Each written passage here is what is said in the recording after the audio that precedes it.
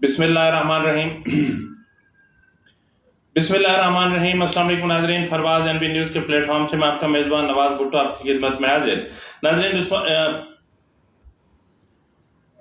बिस्मिल्लाहिर्रहमानिर्रहीम। अस्सलाम वालेकुम नाज़रीन, फरवाज़ एनबी न्यूज़ के प्लेटफॉर्म से मैं आपका मेज़बान नवाज़ भुट्टो आपकी खिदमत में हाजिर। नाज़रीन, उस्मान डार के मंजर आम पर आने के बाद इमरान खान के लिए मुश्किलात में और इजाफा हो गया है।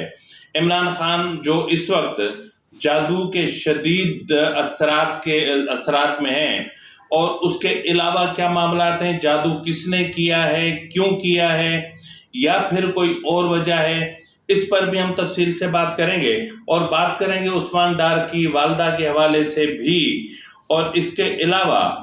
इस वक्त जो नून लीग की स्ट्रेटजी है, और फिर पाकिस्तान पीपल्स पार्टी ने जिस तरह खामोशी अख्तियार कर रखी है, ये मामलात क्या हैं, इन पर भी आज हम तफसील से बात करेंगे। और बात करेंगे कि सिर्फ बलूचिस्तान से जो स्मगलिंग होती है ईरान से पाकिस्तान की तरफ, वो क्या होती है, किसके छतर छाया में होती है, किसके ज़ेर असर होती है, इससे पहले इस हवाले से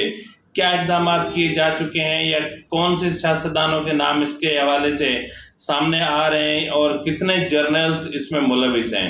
नाज़रीन, आज हम इन तमाम उमूर पर बात करेंगे। इसलिए आपसे इल्तिमास है कि अगर आपको मेरा वीलॉग पसंद आए तो मेहरबानी करके इसको सब्सक्राइब करना, लाइक करना और शेयर करना मत भूलिएगा, और बेल आइकन दबा दीजिएगा ताकि बर वक्त आप तक हमारे वीलॉग्स पहुँचते रहें। नाज़रीन, शाहिद खाकान अब्बासी ने बिलाखिर नवाज शरीफ को अलविदा कह ही दिया, और गुज़िश्ता दिनों जो लंदन में मुलाकात हुई थी वो अलविदाई मुलाकात थी। और अब शाहिद खाकान अब्बासी अपना ज़ाहिर है कि जो मिफ्ता इस्माइल साहब हैं या खोखर साहब हैं, अब वो मिलकर एक नई सियासी जमात बनाने जा रहे हैं। लेकिन ये तो खैर मेरे जहन में आ गई खबर, तो मैंने आपको बता दी। लेकिन इस वक्त इमरान खान उस्मान डार के मंजर आम पर आने के बाद शदीद दबाव का शिकार मतलब यकीनन होंगे, क्योंकि जिस तरह उस्मान डार का मतलब बिल्कुल अंडरग्राउंड रहे, उसके बाद फिर जिस तरह उनको उठा लिया गया, फिर उसके हवाले से जो है वो मुतनाज़े और मुतजाद बयानात सामने आते रहे। और उसके बाद जब सिंध हाई कोर्ट ने उस्मान डार की गिरफ्तारी के हवाले से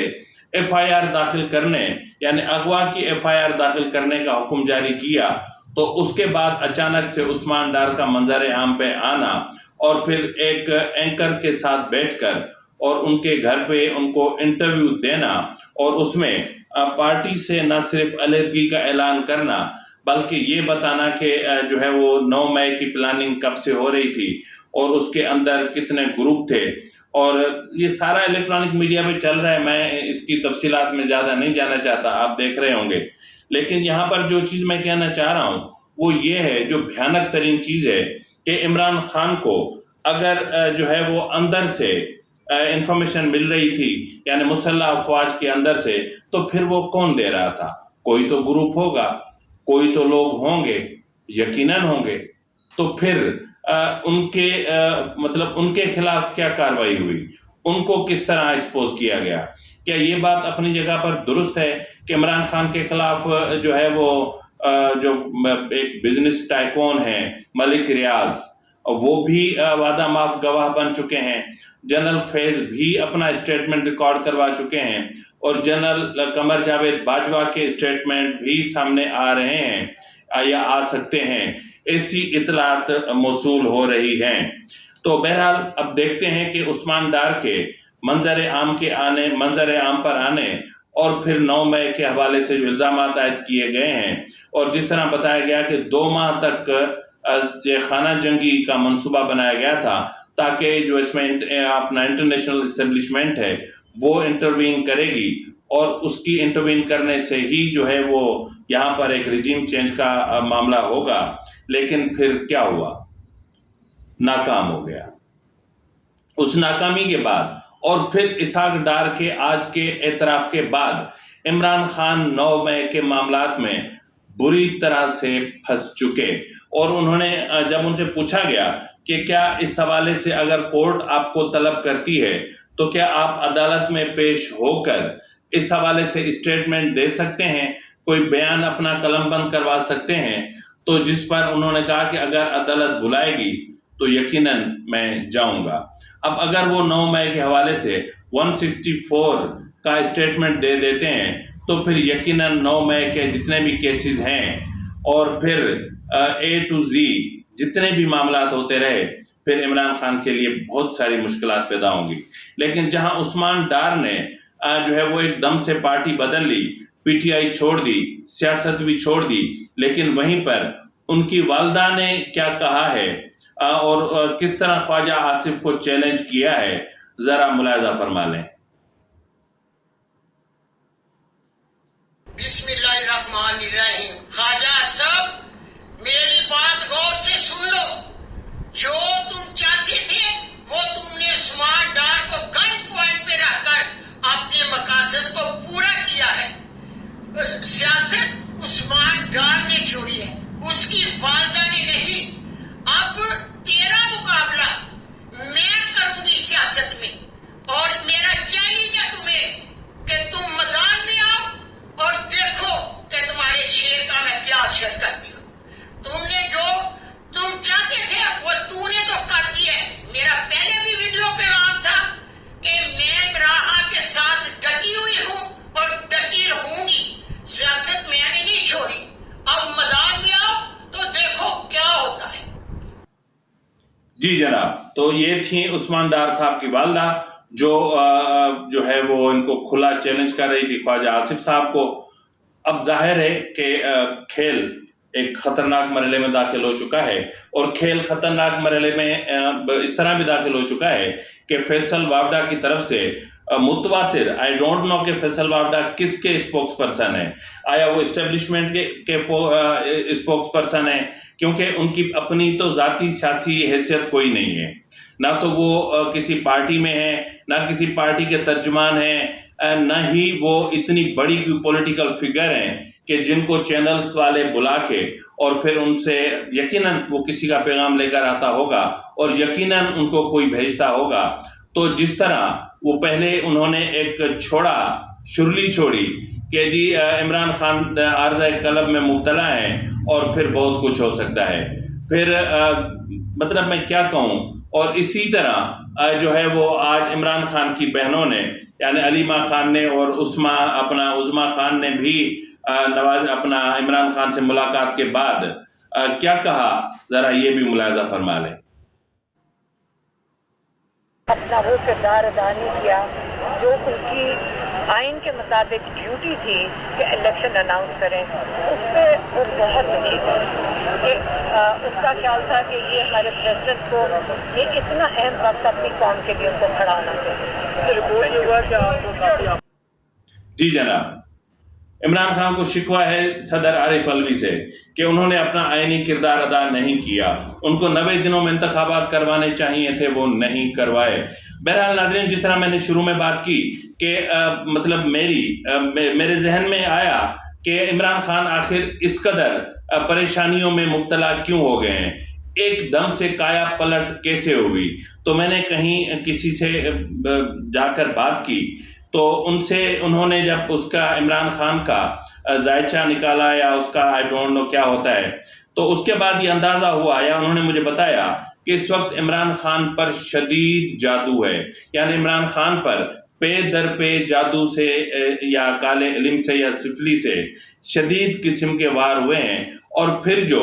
بنی گالہ میں ان کے اپنے گھر میں جو ٹونے ٹوٹکے ہوتے رہے یا جس طرح کی حرکتیں ہوتی رہیں، ان کی رجت نے بھی عمران خان کو تباہ کیا۔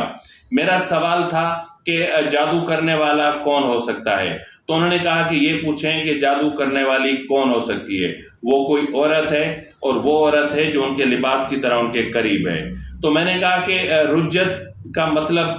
کس طرح، مطلب کیا ہوا؟ انہوں نے کہا کہ ظاہر ہے کہ بنی گالہ میں کسی نے تو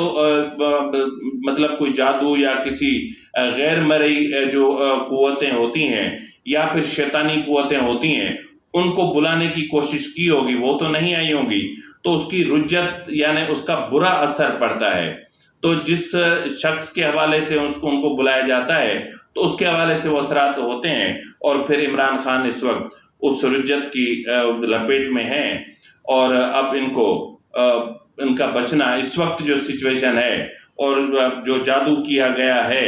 وہ جس نہج پر یا جس مقام پر کھڑا ہے اور جو چیزیں جس طرح ڈسٹرائے ہو رہی ہیں یا گل سڑ رہی ہیں تو اسی طرح عمران خان بھی دن بدن گلتے سڑتے جائیں گے۔ ناظرین، جس طرح میں نے بات کی فیصل وافڈا کی، تو فیصل وافڈا نے جو ہے وہ ایک بار پھر کہا ہے عمران خان اپنا نواز شریف سے کہ آپ کو واپس نہیں آنا چاہیے،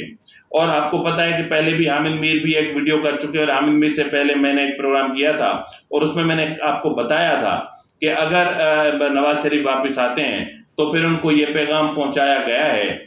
کسی دوست ممالک کے اہم شخصیت کے ذریعے کہ جو ہے وہ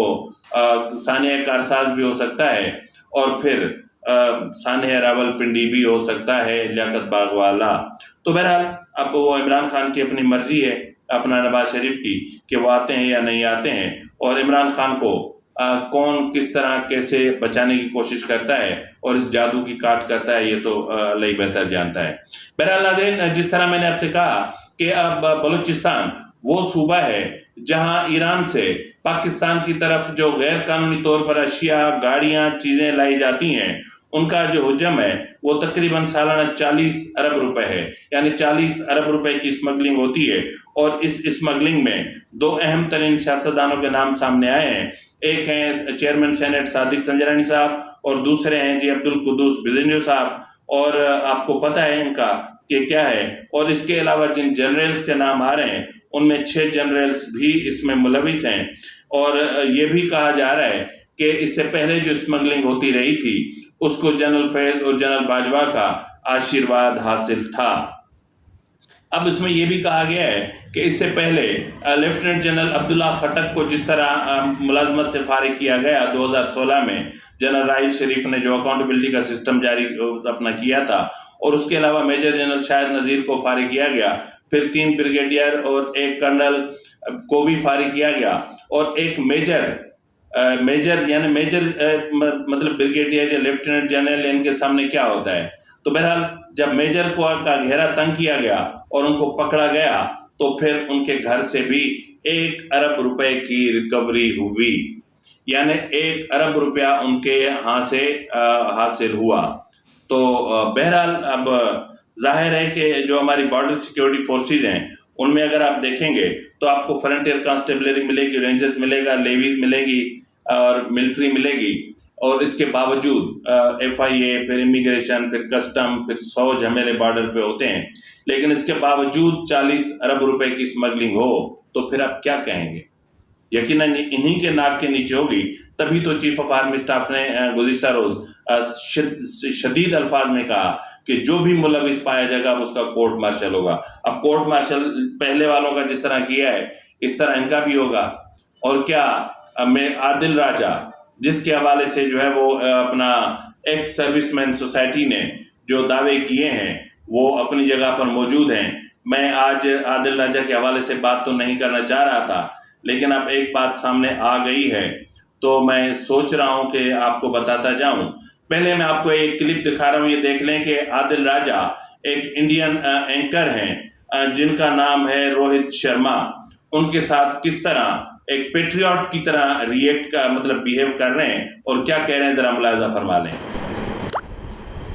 کیا بلوچستان میں ٹیرر انڈیا دے رہا ہے تو انڈیا پہ تو بلیم کرنا بہت آسان ہے۔ کلبھوشن جادو چنے بیچنے تو آیا نہیں تھا بلوچستان، آپ ہمارے کبوتر تک تو چھوڑتے نہیں ہیں، ان کو بھی ISI کا ایجنٹ بنا دیتے ہیں۔ یہ LSG ویلز جو ہیں ان کے تھرو یہ آفر پاکستان کو کنوے کی گئی تھی، ٹریک 2 لیول کے اوپر یہ آفر کنوے کی گئی، اور اس میں امبانیز کا بھی رول ہے اور سجن جندال صاحب کا بھی رول ہے۔ ٹریک 2 ڈپلومیسی سے اگر آیا ہے تو وہ آفر تب تک نہیں مانا جاتا جب تک آپ اسے پیپر پہ نہ لے آئیں۔ حال ہی میں انڈیا نے ایون طالبان کے ساتھ بھی ٹریک 2 ڈپلومیسی کی، ان کو بھی پیغامات بھجوائے، ان سے بھی ملاقاتیں کی۔ بعد سے عمران خان نے وہ چائے والا والی ٹویٹ کی۔ مودی کو پتہ نہیں کہاں سے ایوارڈ ملے، سعودی عربیہ جس نے کل پرسوں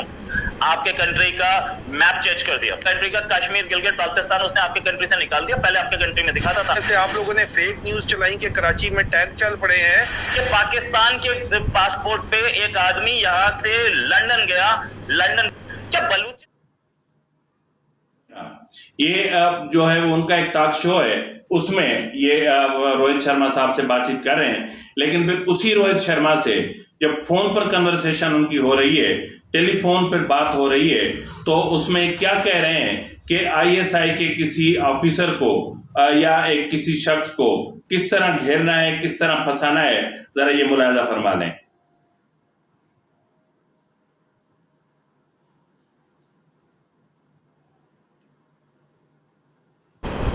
جی نہیں, میرے خلاف وہ کیس تو پچھلے سال اگست کا ہے جو یہ بار بار ریسپانسبل, اور اس میں ارسٹ کرا ہوں یہاں پہ, کیونکہ یہ آئے گا نہیں. لیکن میرے اوپر تو یہ ابھی گولیاں مارتے ہیں, یہ خبریں صرف چھپواتے ہیں اس طرح کی. جو کیس ہے بھی اس میں ابھی برٹش کورٹ نے کہا ہے کہ بھائی 2.5 لاکھ پاؤنڈ جمع کراؤ. تو 2.5 لاکھ پاؤنڈ جمع کراؤ نا پہلے تو سیکیورٹی آف کاسٹ, کہ تم تو یہاں پہ تم تو ISI کے. اچھا ایک چیز آپ کو بتاؤں, لارڈ ریمی رینجر کا نمبر آپ کے پاس؟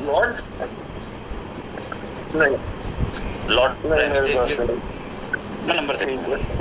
ٹھیک ہے, نمبر دے دیتا ہوں, آرام سے مجھے بات کر لینا, ٹھیک ہے. ان سے بولنا کہ ان کا کوئی آدمی ہو, وہ مل کے وہ جو ISI کا جو بندہ ہے نا, اس کے خلاف کیس ڈلوا دے کہ یہ انڈیا کے خلاف پروپیگنڈا کرتا ہے اور یہ انڈیا میں ٹیررزم سپورٹ. جی جناب, یہ بندہ جو ISI کا ہے یہ ٹیررزم پھیلا رہا ہے اور یہاں پر یہ سب چیزیں کر رہا ہے. ان کے خلاف کارروائی نہیں ہوتی, ان کے خلاف کارروائی نہیں ہوگی. یہ ایک سروس مین جو ان کی سوسائٹی ہے, انہوں نے باقاعدہ عادل راجہ کو سلوٹ کیا ہے. ان کو باقاعدہ جو ہے وہ کہا گیا ہے کہ جی ان کے خلاف جو یہ پروپیگنڈا چل رہا ہے یہ گھنونی سازش ہے. تو بہرحال عادل راجہ ہے, عادل راجہ تو ایک سروس مین کا, ان کا تو کام ہی یہی ہے مارشل لاؤں کو بلانا اور سیویلینز کو گھر بھیجنا اور سیویلینز کو بلڈی سیویلینز کہنا, اور ایسے کہ جیسے یہ خود آسمان سے اتری ہوئی مخلوق ہیں. اور ہونا تو یہ چاہیے کہ جو بھی ایک سروس مین خود کو اتنا آئین سے اور سے مبرہ سمجھے یا اوپر سمجھے, تو اس کو کٹ ٹو سائز کر کے اوقات میں لیا جائے اور اس کی تمام مرات اور جو عیاشیاں وہ کرتے ہیں, اور جس طرح جو ہے وہ شطرنج کی بساط بچھا کے اور جو گھنونی حرکتیں کرتے ہیں, ان پر ان کی تمام پینشن مرات سب بند کر دی جائیں, تو ان کو پتہ چلے کہ وقت کی جمع کیا ہوتی ہے. فی الوقت کے لیے اتنا ہی, ملتے ہیں اگلے پروگرام میں, تب تک کے لیے خدا حافظ.